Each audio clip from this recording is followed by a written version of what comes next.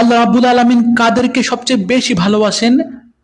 কারা হবে সত্যিকারের আল্লাহর দল ও সত্যের সৈনিক?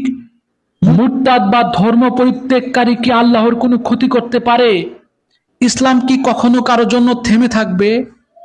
এই গুরুত্বপূর্ণ প্রশ্নগুলো সামনে রেখেই আজকের তাফসীর এগিয়ে যাবে। ধৈর্য ধরে সম্পূর্ণ ভিডিওটি দেখুন। আপনি যদি চান কোরআনের আলো, কোরআনের সৌন্দর্য সবার কাছে ছড়িয়ে যাক, তবে ভিডিওতে লাইক দিবেন, কমেন্ট করবেন এবং চ্যানেলটি সাবস্ক্রাইব করে পাশে থাকবেন। আসসালামু আলাইকুম। স্বাগতম মহাগ্রন্থ আল কোরআনের ধারাবাহিক তাফসীরে। আজকে ইনশাআল্লাহ আমরা পবিত্র কোরআনের সূরা মায়েদার 54 নম্বর আয়াত নিয়ে আলোচনা করব।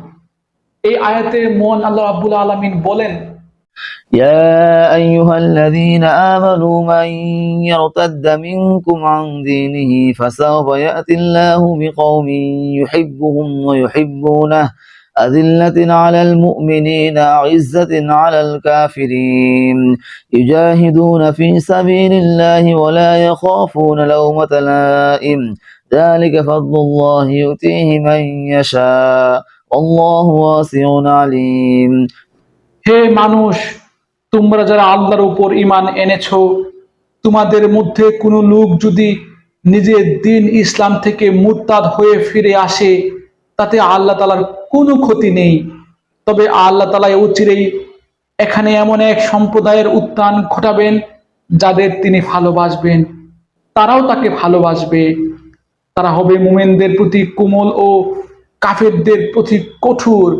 তারা আল্লাহর পথে সংগ্রাম করবে, কোনো নিন্দুকের নিন্দায় তারা পরোয়া করবে না। মূলত এই সাহসটুকু হচ্ছে আল্লাহর একটি অনুগ্রহ। যাকে চান তাকে তিনি তা দান করেন। আল্লাহ তাআলা প্রাচুর্যময় ও প্রজ্ঞার আধার। আলহামদুলিল্লাহ, চমৎকার একটি আয়াত।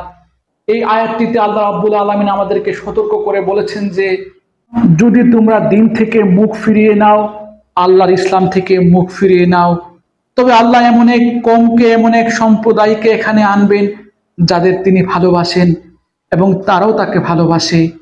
আসলে আল্লাহর দিন কারো মুখাপেক্ষী নয়। তুমি ইসলাম যদি পরিত্যাগ করো, তবে দিনের কোনো ক্ষতি হবে না, বরং তুমি ধ্বংস হয়ে যাবে। আল্লাহর সৈনিকের অভাব নেই। তিনি এমন এক জাতিকে ভবিষ্যতে আনবেন যারা মুমিনদের কাছে বিনয়ী, কাফেরদের কাছে দৃঢ় ও অটল, যারা দুনিয়ার লোভে নয় বরং আল্লাহর সন্তুষ্টির জন্য জীবন উৎসর্গ করতে পারে, যারা নিন্দুকের নিন্দাকে কখনো কেয়ার করে না, যারা কলমে, কণ্ঠে, কৌশলে, কাফেলায় সকল দিক থেকে আল্লাহর পথে জিহাদে অগ্রগামী হবে। তারা শুধু নামাজি নয়, তারা আল্লাহর প্রেমিক। তারা শুধু রোজাদার নয়, তারা আল্লাহর রাস্তায় নিজের সবকিছু উৎসর্গ করতে প্রস্তুত।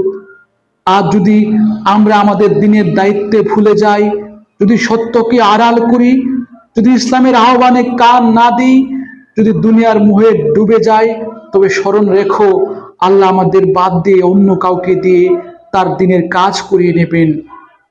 তবে আমরা যদি আল্লাহর দিনকে আঁকড়ে ধরি, আল্লাহর সৈনিক হিসেবে নিজেদেরকে প্রতিষ্ঠিত করি, তবে এটি আমাদের দুনিয়া এবং আখিরাত জীবনের জন্য মঙ্গলজনক হবে।